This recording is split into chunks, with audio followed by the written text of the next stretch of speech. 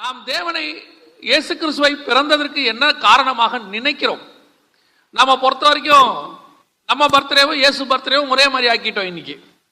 ஆனா நம்ம பர்த்டே விட இயேசு பர்த்டே மோசமா போயிட்டு இருக்குது. என்ன மோசமா போயிட்டு இருக்குதுன்னு கேட்டீங்கன்னா, பொதுவா நம்ம பையனுக்கு பர்த்டே வந்தா நம்ம பையனுக்கு தான் ட்ரெஸ் எடுப்போம். ஆனா இயேசுநாதருக்கு பர்த்டே வந்தா நமக்கு தான் எடுத்துக்கிறோம், அவருக்கு எடுக்கல. இப்ப இதுதான் இங்க பிரச்சனையே. இயேசுக்கு பர்த்டே வருது, அப்ப நீங்க யாருக்கு ட்ரெஸ் எடுக்கணும்? இயேசுக்கு தானே எடுக்கணும்.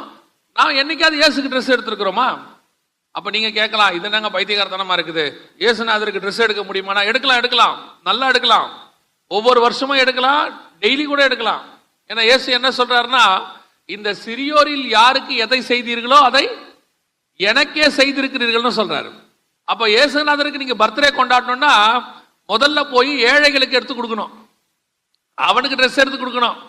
இருக்கிற மொத்த நல்ல ட்ரெஸ்ஸையும் நம்ம போட்டுக்கிட்டு, இருக்கிற நல்ல கேக்கெல்லாம் வாங்கி நம்ம சாப்பிட்டு விட்டு, இந்த மதியானத்துக்கு மேல எப்படியும் பிரியாணி அடிச்சு நொறுக்கிடுவீங்க, அதையும் சாப்பிட்டு விட்டு எல்லாம் இன்னைக்கு முழுக்க முழுக்க நம்ம சந்தோஷமா இருந்துவிட்டு, அதுக்கு பேரு இயேசுக்கு பர்த்டே. இப்ப இயேசுநாதர் உட்காந்து என்ன பார்த்துக்கிட்டு இருப்பாரு நினைக்கிறீங்க? அவர் மேல இருந்து என்ன பார்த்துக்கிட்டு இருப்பாரு நினைக்கிறீங்க? படுபாவீங்க. இவங்களே கொண்டாடுறாங்க, இவங்களே சாப்பிட்றாங்க, எல்லாம் சந்தோஷமா இருக்கிறாங்க. பர்த்டே மட்டும் என் பேரை வச்சு கொண்டாடிட்டு இருக்கிறாங்க. நீங்க கொண்டாடணும்னு முடிவு பண்ணிட்டீங்கன்னா, உங்க பையனுக்கு பர்த்டேக்கு உங்க பையனுக்கு ட்ரெஸ் எடுக்கிற மாதிரி இயேசுநாதருக்கு எடுங்க, ஏழைகளுக்கு எடுங்க.